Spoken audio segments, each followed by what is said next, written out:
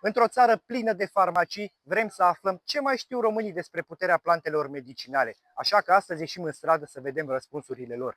Salvează acest video înainte să dispară. Secretul este că am învățat botanică, am luat 10-le. Wow! Acum mult timp, Și-mi dar place uitați că se de mult, păstrează. de mult și mi-a plăcut profesorii de biologie foarte mult. Și îmi plac plantele foarte mult. Un mic test să vedem ce mai știu românii în ziua de azi despre puterea acestora. Sunteți de acord să ne răspundeți la câteva întrebări? Sunt de acord. Haideți să vedem dacă știm.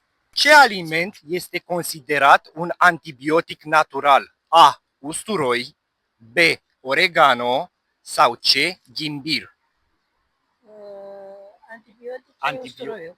Foarte bine, răspuns corect. Ce plantă calmează anxietatea ușoară? A. Sunătoare, B. Rosmarin sau C. Eucalipt? Prima ce? Sunătoare. Anxietatea, da? Da. Da, cred că sunătoarea. Răspuns corect. Da, Care plantă ajută la detoxifierea ficatului? A. Armurariu, B. Soc sau C. Tei? Armurariu. Răspuns corect. Armurariul conține silimarină care protejează ficatul. Foarte bine. Ce plantă scade febra? A. Soc, B. Salvie sau C. Pelin? Scade febra. Socul și salvia e bună. Socul, răspuns corect. Socul stimulează transpirația și reduce febra. Foarte bine până aici. Care plantă este numită ginsengul românesc? A. Leurdă, B. Mentă sau C. Pătrunjel? Ginsengul românesc. Leurdă.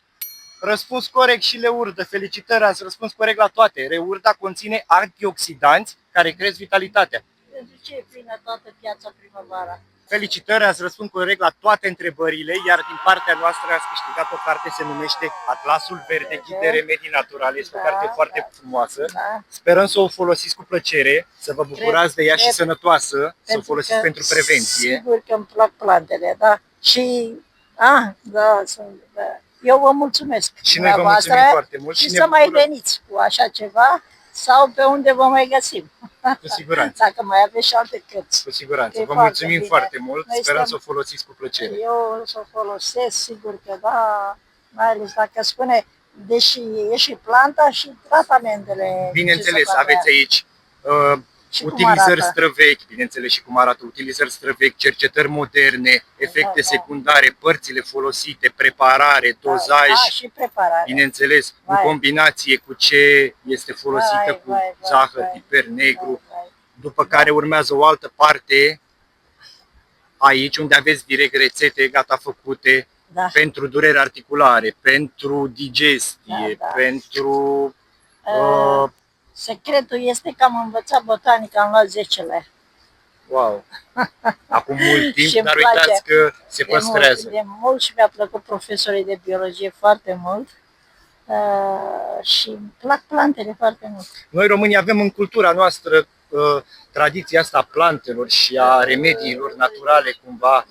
Majoritatea, numai că tineretul de acum cred că preferă mai degrabă să ducă la... A depășit perioada asta de plantă, a trecut, nu știu, la alte studii care nu prea le fac bine atât de mult. Vă mulțumim din suflet că ați fost de acord. Vă mulțumim și eu vă mulțumesc dumneavoastră și aveți o meserie foarte frumoasă. Vă mulțumim foarte din suflet. O zi bună vă dorim și să vă bucurați de ea. Vă mulțumesc.